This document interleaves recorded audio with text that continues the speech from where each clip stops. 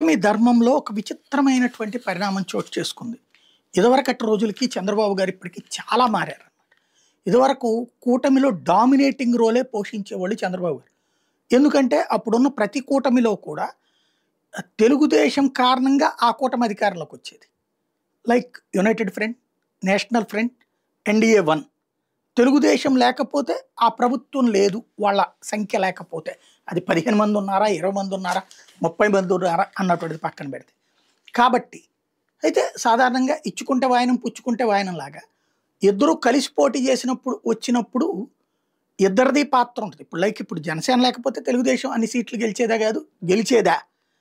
అదే సందర్భంలో మా వల్లనే జనసేన గెలిచింది అని ఎట్లయితే అనుకుంటున్నారో ఆ 21 సీట్లైనా వచ్చినాయి, పవన్ కళ్యాణ్ అయినా గెలిచారు అన్నట్టు. అట్లాగే అప్పుడు కూడా అంతే. బీజేపీ వాళ్ళు మేము లేకపోతే చంద్రబాబు గెలిచేవాడా అనేటటువంటిది ఉండేది 99 ఆ టైంలో. కాకపోతే అంత ఇది ఉన్నా సరే కేంద్రంలో పూర్తి బలం లేదు కాబట్టి బీజేపీకి, కూటమి దీని మీదనే కాబట్టి ఖచ్చితంగా తెలుగుదేశం అవసరం ఉండేది, డామినేషన్ రోలే ఉండేది. 2014లో నుంచి ఒక మార్పు వచ్చింది. ఏంటయ్యా అంటే అప్పుడు అసలు పూర్తి బలం బీజేపీకే వచ్చేసింది. కాబట్టి అంత పెద్ద పాత్ర పోషించాల తెలుగుదేశం పార్టీ. ఈవెన్ మోడీ అట్లాంటి ఛాన్స్ కూడా ఇవ్వలేదు.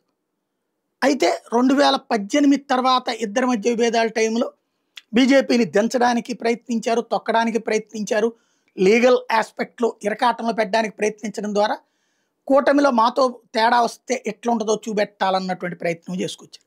బట్ ఇప్పుడు సీన్ కట్ చేస్తే కూటమికి వాస్తవంగా ఈ ట్రిప్ అయితే మాత్రం చంద్రబాబు నాయుడు లేకపోతే అక్కడ ప్రాబ్లమే, పడిపోదు ప్రభుత్వం. ఈ సీట్లు లేకపోతే ప్రమాదం, నో డౌట్. అలాంటి సిచ్యుయేషన్లో సాధారణంగా డామినేటింగ్ రోల్ ఆశిస్తారు. కానీ ఈ దఫా కూటమిలో ఉన్న ముగ్గురు పట్ల ఇదివరకు కమ్యూనిస్టులతో కూటమి గట్టి ఉన్నటువంటి సందర్భంలో వాళ్ళకి ప్రభుత్వంలో ఛాన్స్ ఇచ్చేవాళ్ళు కలిసి గెలిచినటువంటి సందర్భంలో. బీజేపీతో ప్రభుత్వంలో ఇవ్వలేదు అప్పుడు 99లో.